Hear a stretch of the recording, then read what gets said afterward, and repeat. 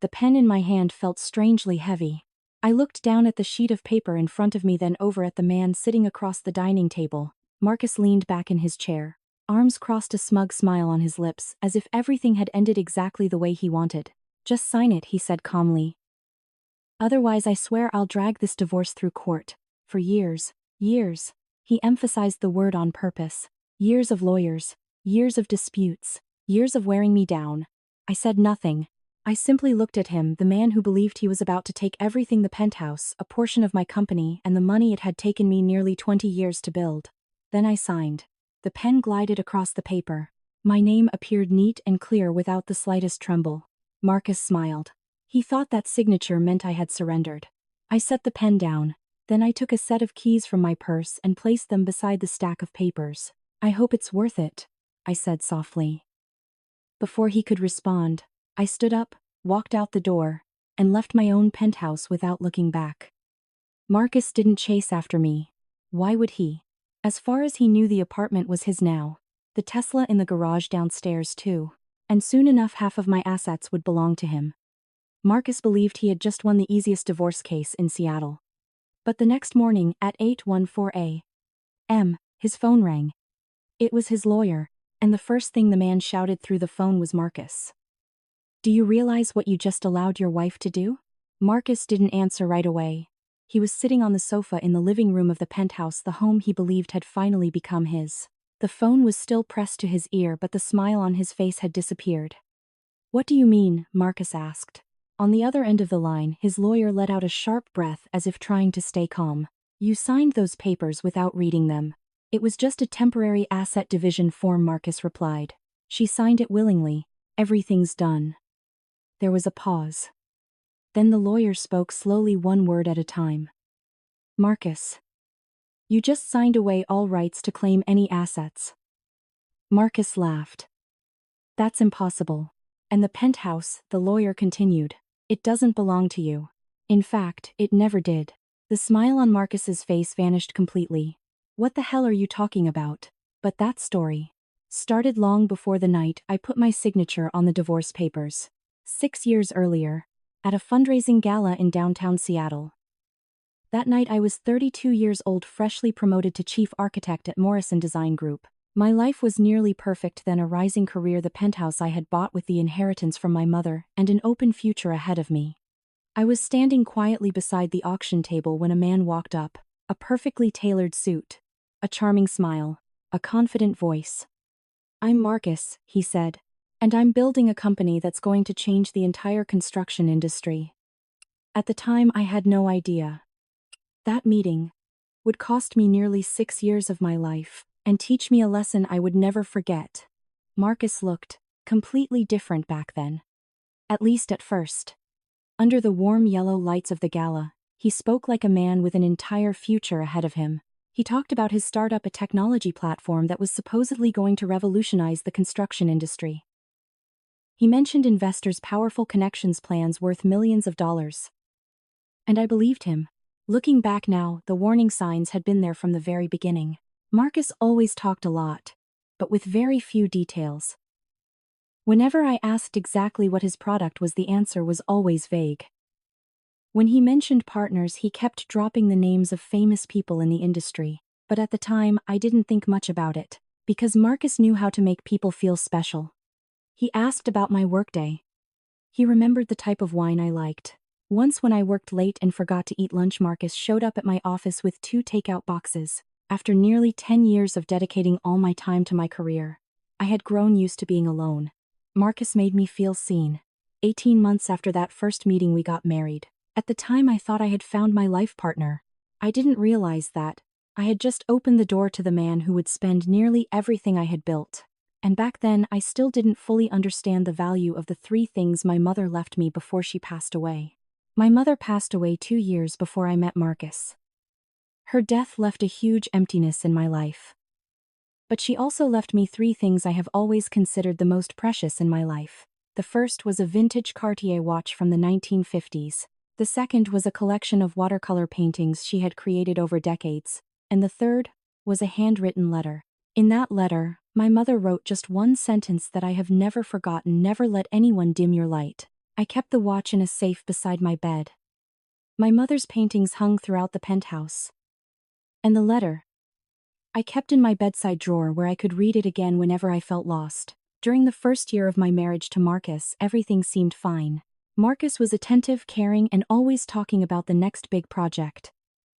He often stayed up late with his laptop calling partners, sketching out ambitious plans. I didn't see any problem with being the one who paid most of the bills. After all, marriage is a partnership, right? But in the second year, Marcus's company collapsed. The investors pulled out. The project failed. Marcus blamed the market, the timing, his former partners. That night he sat on the living room floor, his head buried in his hands. I sat down beside him, held him, and said, "It's okay. We'll figure it out together." 1 week later, I paid off the $30 0 debt he had accumulated behind my back. At the time I thought I was saving my husband. I didn't realize that it was only the beginning. In the third year of our marriage, things started to change. Marcus said he was preparing for a new company, an idea much bigger than his previous startup. He talked about investors' meetings, business trips, and just like before, I was the one providing the seed money. A month later, that company disappeared. Then another idea appeared. Another project, another plan. Every time it was the same. Marcus talked about the future. I paid for the present. Meanwhile, my own career kept advancing. By the end of that year, I was invited to become a partner at Morrison Design Group. My income rose to nearly $300,000 a year. I managed major projects, signed contracts with important clients, and barely had a day off. Marcus, on the other hand, was different. He began working in some rather unusual places. Golf courses, upscale restaurants, lunch meetings that stretched into the evening. He bought designer clothes, saying he needed to look like a successful man before becoming one. Maybe I should have left then. But every time that thought appeared, I heard my mother's voice in my head. Marriage requires patience. Good men sometimes need time to find their path. So I stayed. I kept believing. I kept hoping. Until one Tuesday night, when Marcus forgot his phone on the kitchen counter while he was in the shower, and a notification lit up the screen. The sender's name was Sophia Chen. Next to her name was a heart emoji. The notification was brief. "Can't wait to see you tomorrow, baby. Don't forget to wear the shirt I bought you." I stood frozen at the kitchen counter. For a few seconds I tried to convince myself it was just a misunderstanding, a wrong message, a joke.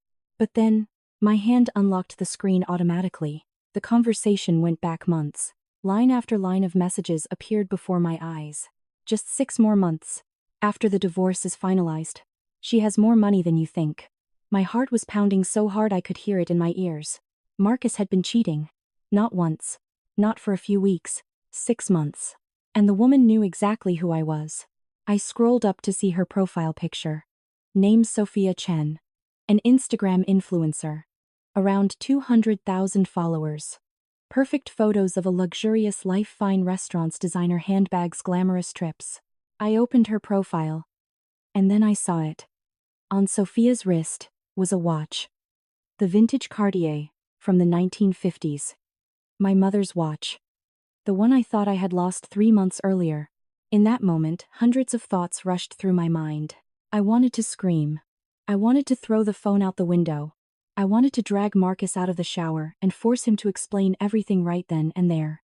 But I didn't do any of those things. Instead, I took screenshots of the entire conversation. Every message. Every photo. Then I emailed all of it to myself. After that I placed the phone back exactly where it had been. That night Marcus slept beside me as if nothing had happened. And I lay there staring at the ceiling in the dark, and began to make a plan. That night I didn't sleep. Marcus lay beside me, breathing steadily as if his world were completely peaceful. Every now and then he shifted closer, his hand absent-mindedly resting on the pillow near me. I lay still, my eyes open in the dark. In my mind, every detail replayed again and again. The messages. The divorce plans. My mother's watch on another woman's wrist. But the thing that chilled me the most was one line Marcus had written to Sophia. "As soon as I get my share from the divorce, we'll never have to worry about money again." My share. He was talking about my money. The company I had built. The penthouse I bought before I met him. The assets my mother left me. I lay there staring at the ceiling and realized something with absolute clarity. Marcus wasn't just betraying me. He was planning to take everything I had. By the next morning, I had made a decision. The first person I called was Helen Park. Helen had been my college roommate.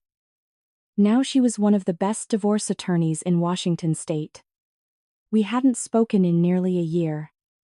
But when I called, she answered on the second ring. "I need help," I said. There was a short pause. Then Helen asked, "How serious is it?" I looked out the window of the penthouse. "Serious enough that everything has to be perfect," I said. "And Marcus can't know a thing." That afternoon, I met Helen at her office in downtown Seattle. Her office was on the 18th floor overlooking Elliott Bay. Everything in the room was neat and sharp, just like Helen herself. I placed my phone on the desk. "Look at this," I said. Helen silently read through the messages. With every scroll, her brows furrowed deeper. After nearly 10 minutes, she set the phone down. "All right," Helen said. "I understand the problem now. I need to know what I'm dealing with," I replied. Helen leaned back in her chair and crossed her arms. "The biggest issue," she said, "is the prenuptial agreement." I clenched my hands. Marcus had convinced me to tear up the prenup on our first wedding anniversary. "We're husband and wife," he had said. "We don't need legal barriers between us." Helen sighed. "Without a prenup, Marcus can claim half of the assets considered marital property." "Half?" I asked. Helen nodded. "The penthouse, a portion of your company, and anything he can prove he contributed to during the marriage." I looked out the window. Seattle below was as busy as ever. Marcus really thought he was going to win. Helen watched me for a few seconds, then suddenly smiled. "But there's one thing I've learned after 15 years as a divorce attorney," she said. "The best way to defeat an opponent is to make them believe they've already won." I turned back to her. "What do you mean?" Helen leaned forward. "We're going to let Marcus think he's fooled you." Then she added slowly, "By the time he realizes the truth, it'll already be too late." For the next 6 months, I lived 2 different lives. During the day, everything went on as usual. I went to work. I signed contracts. I came home in the evening and had dinner with Marcus like a normal married couple. I nodded when he talked about the next big project. I even smiled when he described meetings with investors. Marcus suspected nothing. But behind the scenes, Helen and I were preparing everything. The first step was the penthouse. 3 years before I met Marcus, I had bought it with the inheritance from my mother. Legally, it was my separate property if it was protected the right way. So Helen helped me transfer ownership of the apartment into a revocable personal trust. On paper, everything looked completely ordinary. Just a few legal documents, a few signatures, a few official stamps. Marcus never read those things. The second step was my company. Helen worked with my partners to restructure the ownership shares, making sure my stake was clearly defined as personal property. The third step was evidence. I started documenting everything, every payment I had made for Marcus, every investment into his failed companies, every piece of jewelry he had borrowed and never returned. But the most important step was the cameras. We installed small cameras inside the penthouse disguised as smoke detectors. In Washington, recording audio requires consent from both parties. So the cameras recorded video only. But as Helen had said, sometimes images speak louder than words. The cameras began recording everything. At first, watching the footage gave me a very strange feeling.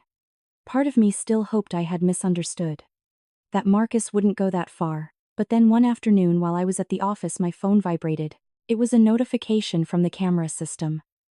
I opened the app. Marcus was in the living room. And he wasn't alone. Sophia Chen walked into my penthouse as if the place belonged to her. She laughed loudly as Marcus wrapped an arm around her waist and led her straight into the bedroom. I stared at the screen, without saying a word. The next video was even worse. Sophia opened my closet. She tried on my dresses in front of the mirror. Marcus stood behind her laughing and taking photos. Then she opened my jewelry box.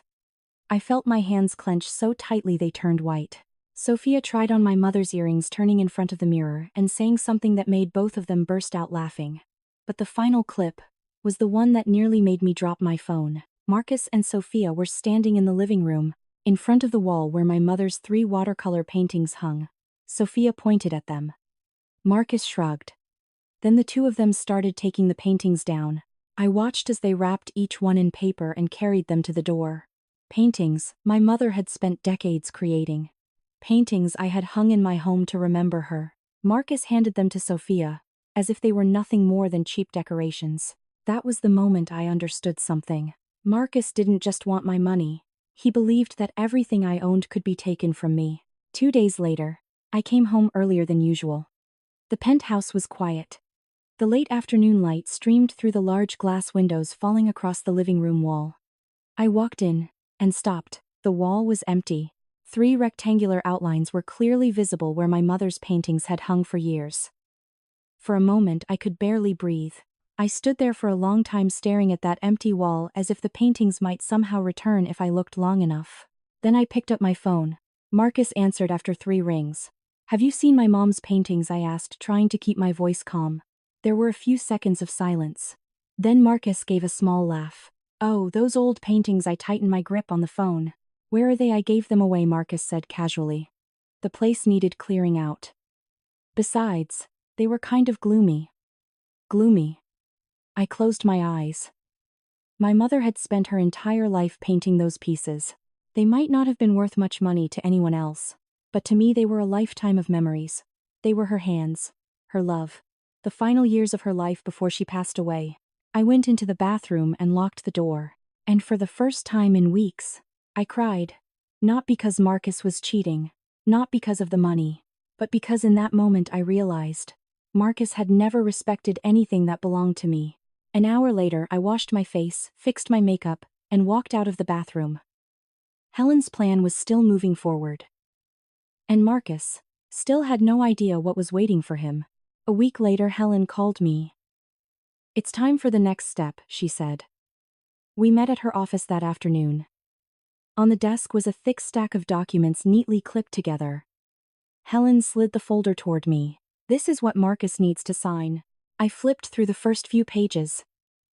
The document looked completely ordinary, a temporary agreement about dividing a few minor assets during the separation. Nothing unusual, nothing that would make someone like Marcus suspicious. "So where's the trap?" I asked. Helen smiled faintly. "The last page." She pointed to a long paragraph written in dense, dry legal language. "If Marcus signs here," she said, "he'll be officially confirming that he has received full compensation for any claims to marital assets." I looked at her. Which means he won't be able to claim anything else later. The penthouse, my company, my personal assets, all of it would be protected. "But Marcus will read it," I said. Helen let out a small laugh. "No," she said. "Marcus won't read it." She leaned forward. Men like Marcus have a very predictable weakness. Overconfidence. The plan was simple. I would pretend to be desperate, pretend to be afraid, pretend that I was ready to give in. Marcus would believe he had won. And when a man believes he has already won, he rarely reads the papers he signs very carefully. 3 weeks later, Marcus walked straight into the trap. That night we had dinner together just like so many nights before. Marcus talked more than usual. His voice was confident, even a little excited. Clearly the budget lawyer he had hired had told him exactly what he wanted to hear. "I've reviewed everything," Marcus said, setting his wine glass on the table. "And I think we should settle this quickly." I looked at him, keeping a tired expression on my face. "What do you want?" I asked. Marcus leaned back in his chair. "The penthouse," he said. "Half of your company shares, and monthly support until I get back on my feet." He said it as if it were completely reasonable, as if over the past 5 years he had built everything alongside me. I lowered my head and stayed silent for a few seconds. Then I did exactly what Helen had told me to do. I let the tears fall. "Marcus. Please," I said, my voice trembling. "You know I can't lose everything." Marcus sighed as if he were being very patient with me. "That's the law, Elena. I'm only asking for what's fair." I wiped my tears and pretended to think. "Okay," I finally said. Marcus immediately smiled. I reached for the stack of documents on the table. "But my lawyer said we need to sign a confirmation agreement about the asset division first," I said. It's just a formality. Marcus didn't even read past the first page. He signed immediately. Then he pushed the papers back toward me, completely unaware that, with that very signature, he had just signed away everything he thought he was about to get. 3 days later, I signed the paper Marcus believed was his victory. We sat again at the same dining table where everything had begun. Marcus looked extremely pleased with himself. He could barely hide his excitement. "Good," he said. "At least we're handling this like adults." I nodded quietly. The document in front of me looked like a quitclaim deed, a type of document used to transfer property ownership. On the surface, it appeared as though I was giving up the penthouse. Marcus watched me sign, his smile growing wider. But what he didn't know was, that document had no legal value at all. Because the penthouse had not been in my name for 6 months, it belonged to a trust of which I was the sole trustee. Legally, I couldn't transfer something I didn't personally own. In other words, the document was completely meaningless. But Marcus didn't know that. He also didn't remember, or perhaps had never understood, the document he had signed 3 weeks earlier. The one confirming that he had received full compensation for any claims to marital property. 2 signatures. 2 very brief moments. But they changed the entire game. The next morning after I left, Marcus woke up in the penthouse he believed was now his. He walked into the kitchen to make coffee. Marcus not recognized the smart home system said. Marcus frowned. He tried again, but this time, the system didn't even respond. Because the night before I had removed all of his access permissions. Marcus tried again. Marcus not recognized. The electronic voice of the smart home system echoed through the quiet kitchen. Marcus frowned. He tried to start the coffee machine manually, but the device didn't even respond. The entire penthouse was connected to a central system, and that system only took commands from one person, me. Marcus pulled out his phone and called the building management. "I need you to reset the system," he said irritably. "My place is glitching." But after a few minutes of talking, his expression began to change. "What do you mean? My name isn't on the record." Marcus stood up and began pacing around the living room, his voice growing louder. "No, this apartment is mine. My wife just signed the transfer papers." On the other end of the line, the building manager simply read from the records. The penthouse was owned by a trust, the sole trustee Elena Rivera. Marcus hung up. Seconds later, he rushed down to the garage. The Tesla was still in its usual spot. Marcus opened the door, sat in the driver's seat, and pressed the start button. Nothing happened. The car's screen lit up. Then displayed a short message. "Access revoked." Marcus cursed. He pulled out his phone and tried to call an Uber. Card declined. He tried again. Declined. Marcus stood in the middle of the parking garage for the first time, beginning to realize that something was very wrong. At the same time, across the city of Seattle, police officers were knocking on the door of Sophia Chen's apartment. In their hands was a search warrant, and in the case file, there was something very interesting. A video recording showing Sophia carrying my mother's paintings out of the penthouse. Sophia Chen's apartment door opened after the third knock. 2 police officers and a King County investigator were standing outside. Sophia was still in her pajamas, her hair slightly messy, a trace of annoyance on her face when she saw them. "We have a search warrant," one officer said, holding the document up in front of her. Sophia looked down at it. The confident smile on her lips disappeared within seconds. "What is this about?" she asked. But the officers were already stepping inside. Sophia's apartment looked exactly like the life she posted on Instagram, clean, luxurious, everything arranged perfectly like a promotional photo, until they walked into the bedroom. One of the officers stopped. "Found them," he said. Leaning against the wall beside the bed were 3 watercolor paintings in wooden frames. My mother's paintings. At the same time, an investigator opened the jewelry box on the vanity table.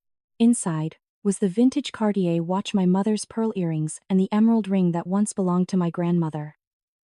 Everything, neatly arranged like trophies. Sophia stood frozen in the doorway. "There must be some misunderstanding," she said quickly. "Marcus gave those to me." One of the officers looked at her. "Then maybe you can explain why we have video footage of you taking them from an apartment that doesn't belong to you." Sophia didn't answer. At the same time, across the city, Marcus was receiving another phone call. This time not from the police, but from his own lawyer. And when the man started speaking, he was practically shouting into the phone. Marcus answered on the very first ring. Finally, calling back, he said irritably, "I'm having a problem with the apartment. The home system." "Marcus, be quiet." His lawyer's voice came through the phone so tense that Marcus instinctively pulled the phone slightly away from his ear. "Did you read any of those documents before you signed them?" Marcus frowned. "Of course I did. It was just a temporary agreement." On the other end, the lawyer let out a heavy breath. "No. It wasn't." Marcus stood still in the middle of the parking garage. "What are you talking about?" The lawyer slowed down, speaking each word clearly. "You signed a document confirming that you had received full compensation for any claims to marital assets." Marcus laughed. "That's impossible." "It's very possible," the lawyer replied coldly. "And it gets worse." Marcus fell silent. "The penthouse," the lawyer continued, "doesn't belong to you. In fact, it never did." Marcus felt his stomach tighten. "Your wife transferred that property into a trust months ago," the lawyer said. "You signed a meaningless piece of paper, Marcus." "She didn't transfer anything to you." A long silence stretched between them. Then the lawyer added, "And that's still not the worst part." Marcus swallowed. "The police just executed a search warrant at Sophia Chen's apartment." Marcus's heart began to pound. "In their case file, there's video." The lawyer paused for a second. "Video showing the two of you taking items from your wife's home." Marcus didn't say anything for a few seconds. The underground parking garage suddenly felt so quiet that he could hear his own heartbeat. "No, it can't be that serious," Marcus said, trying to keep his voice steady. On the other end of the line, the lawyer almost laughed, a short, exhausted sound. "Marcus, you don't understand." He paused for a moment. "This isn't just about the divorce anymore." Marcus felt his throat go dry. "What do you mean?" The lawyer flipped through a few pages of the file in front of him. "Your wife filed a civil lawsuit this morning," he said. "Conversion of property, unjust enrichment and fraud." Marcus stood frozen. "We're talking about the value of everything you've taken out of the penthouse over the years. The Cartier watch. Your grandmother's silver tea set. My father's antique books. Small things Marcus had always assumed I would never notice." The lawyer continued, "And because we have video, this case is very strong." Marcus sat down on the concrete steps, his head spinning. "You have to do something," he said. "Cancel those documents. Say I was forced to sign. Or that she tricked me." On the other end of the line, the lawyer was silent for a long moment. Then he said a sentence Marcus would never forget. "Marcus, every document you signed was notarized, witnessed, and reviewed with independent counsel." A pause. "She didn't trick you." The lawyer spoke slowly. "She planned this months ahead of you." 6 weeks later, everything was over. The court signed the final divorce order on a lightly rainy morning in Seattle. There was no drama, no arguments, just a few final signatures and a reality Marcus was finally forced to accept. He received nothing. No penthouse, no shares of my company, no spousal support. In fact, it was worse than that. The court ordered Marcus to reimburse the full value of the assets that had been taken over the years, from my mother's Cartier watch and my grandmother's silver tea set to the small items he once believed I would never notice. Sophia Chen didn't fare any better. She pleaded guilty to receiving stolen property, returned all the items, and was sentenced to probation and community service. The brands that once sponsored her quickly cut their contracts. 200,000 Instagram followers couldn't save a reputation that had collapsed overnight. And Marcus, the last I heard, he had moved back in with his mother in Spokane. No penthouse, no Tesla, no expensive suits. Just a man approaching 45, with a legal record that any employer could find with a single Google search. A week ago I hung my mother's paintings back on the living room wall. The Cartier watch is back in the safe beside my bed next to the letter she left me. And I realized something. This wasn't revenge. It was consequences. If you're watching this story and see a part of your own life in it, remember this: document everything. Find a good lawyer.